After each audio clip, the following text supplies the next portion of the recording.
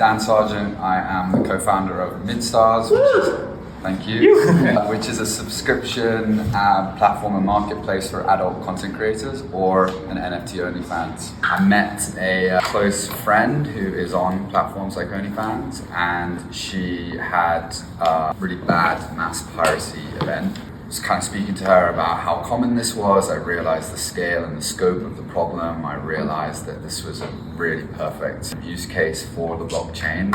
Until that point, I've been maybe a little bit skeptical about other use cases. So really passionate about it, and I just happened to know the perfect person in my co-founder. She couldn't be here today because she's in Medellin in Colombia doing her PhD field work with street-based sex workers in Colombia. So she's worked in the space for 10, 11 years prior to her academic research and advocacy. She was working for a law firm that specialized in revenge porn, sexual harassment, sexual abuse cases. So we were really committed to building a credible business in the space. The adult industry has always been the cradle of innovation because out of necessity, right? They've always been ghettoized on the internet. They've always been pushed to the margins of the internet. So it's a very logical place to start, and it's a very tight-knit network. You know, it's interesting, you listen to a lot of amazing people speak, and a lot of the conversations revolve around like how to build community, and you build community by, building something cool that resonates with a group of people that they want to be a part of. It's not really like that for us. We have already built communities, super tight-knit people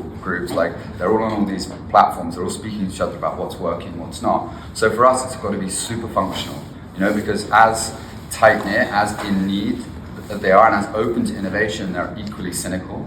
NFTs, crypto, we obfuscate all of that. So I listened to Ty speak yesterday. She was saying that they obfuscate all the crypto. We do that massively. We don't use any kind of crypto lingo.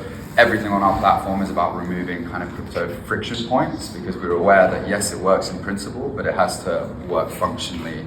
So a lot of our conversation is revolving around like the functional benefits. And now we're trying to layer community on top of that. So interestingly, we kind of didn't really realize this when we launched, but it's a much more involved experience for the fan versus traditional platforms where a fan is purely like a consumer of content. They're anonymous on these platforms. They log on, they digest their content, and they leave.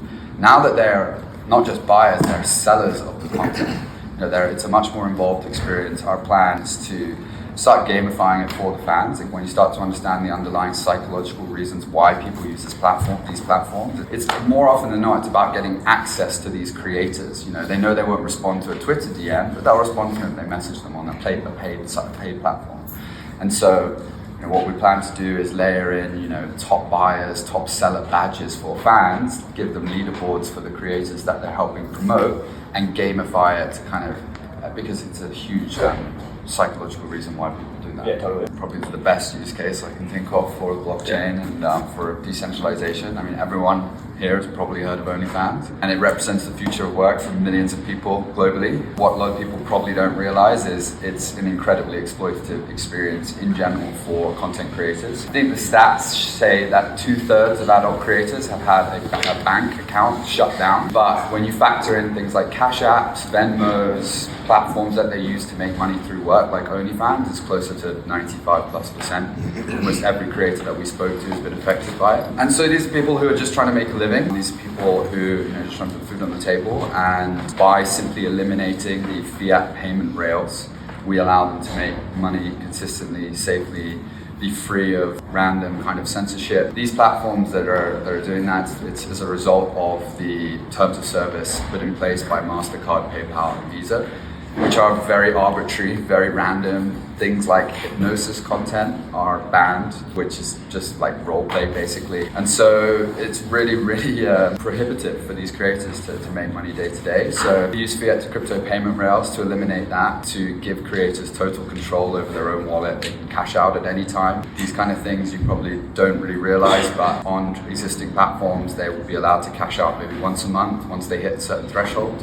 If they get their account suspended, that money will be locked in that account. And we spoke the other day, you messaged Josh sent me a panicked voice note because he was looking at some of our creators and he was like, that was very calm. He's like, did you know that this creator's, I just looked at her link in bio, she's on 11 different platforms. So I was like, oh, only 11? Because most of them are on 10 plus, double digits. I mean, they just live in fear every day. They're going to wake up and the platform that they use to survive is going to be locked. You know, our plan is to help them consolidate, exist on one, and not have to live in fear of being deplatformed or being financially discriminated against.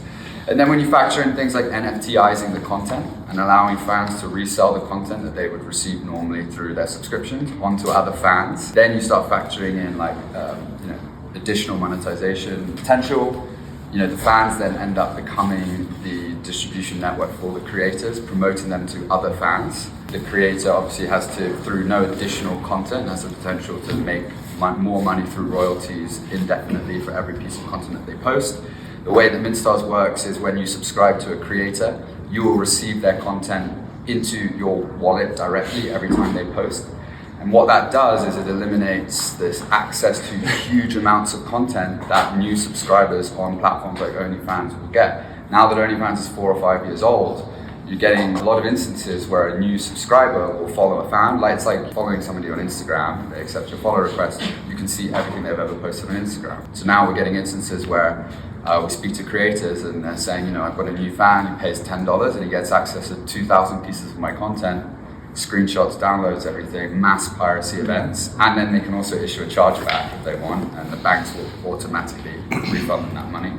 So it's a very unfair, inequitable system at the moment for creators, and that's very much what we're geared at. That's our thesis.